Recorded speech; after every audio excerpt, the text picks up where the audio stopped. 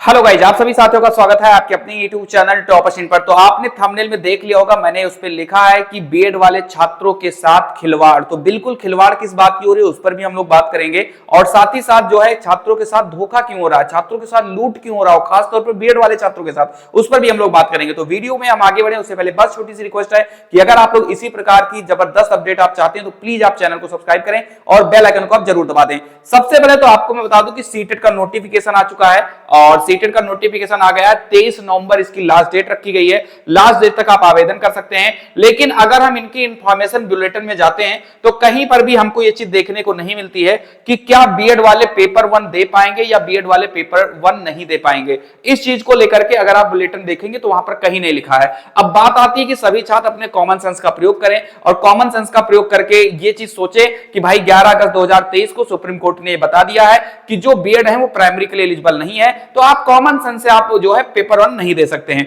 लेकिन अगर आप पेपर 1 का फॉर्म नहीं डालते हैं तो जाहिर सी बात है आप लोगों को बहुत ज्यादा नुकसान होता है। पहले मैं यहां पे एलिजिबिलिटी देख लूं जो इन्होंने दिखाया। इन्होंने कहा है कि the minimum qualifications for appearing in the CTET are as notified by NCT.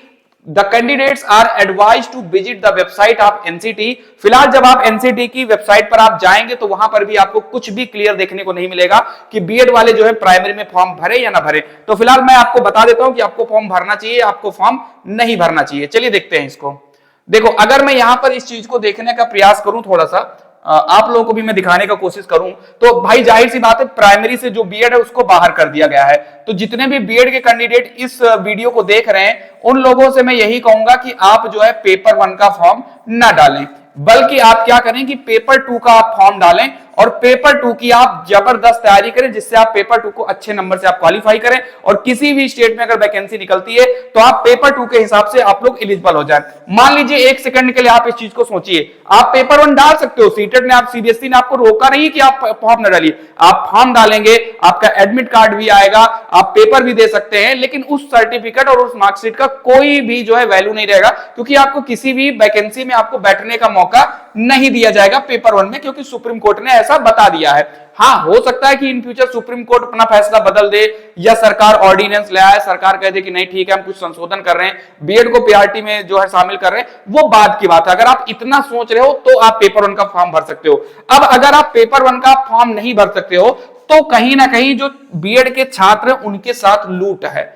अगर मैं यहां पर थोड़ा सा ऑथेंटिकली बात करूं तो भाई सुप्रीम कोर्ट के आदेशानुसार बीएड पीआरटी 1 के लिए शामिल, यानी पेपर 1 के लिए शामिल नहीं है। अब इस कंडीशन में कहीं ना कहीं जो है बीएड वाले छात्रों के जेब पर जो है काफी ज्यादा बोझ आ जाता है। कैसे, सुनो, जैसे अगर आप सीटेट का सिर्फ पेपर 1 का फॉर्म भरोगे तो आपको 1000 रुपए देना है।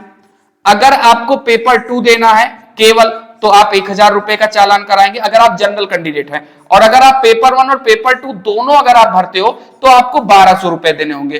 तो जाहिर सी बात है पेपर 1 और पेपर 2 दोनों कौन भरेगा? जो डीएलएड के छात्र हैं वही तो दोनों भरेंगे। लेकिन अगर बीएड के आप छात्र हैं तो आपको 1000 रुपया पे करना पड़ेगा।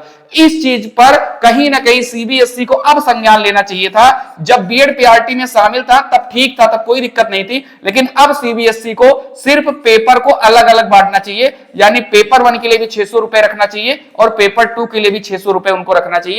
यानी कि अगर कोई बंदा सिर्फ पेपर 2 भर रहा है तो उसको मात्र 600 रुपए देने पड़े। भाई क्यों फालतू में उससे 400 रुपए आप ले रहे हो? तो कहीं ना कहीं जो बीएड के छात्र उनको हर एक तरफ से लूटा जा रहा है।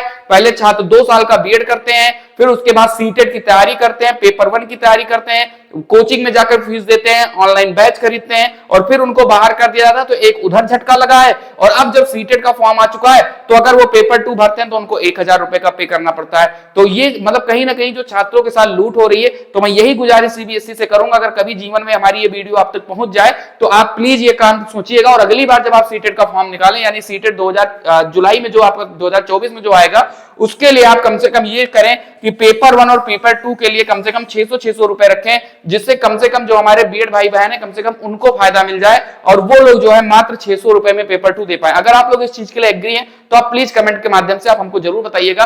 बाकी कहीं ना कहीं बीएड को हर तरफ से तबला की तरह बजाया जा रहा है।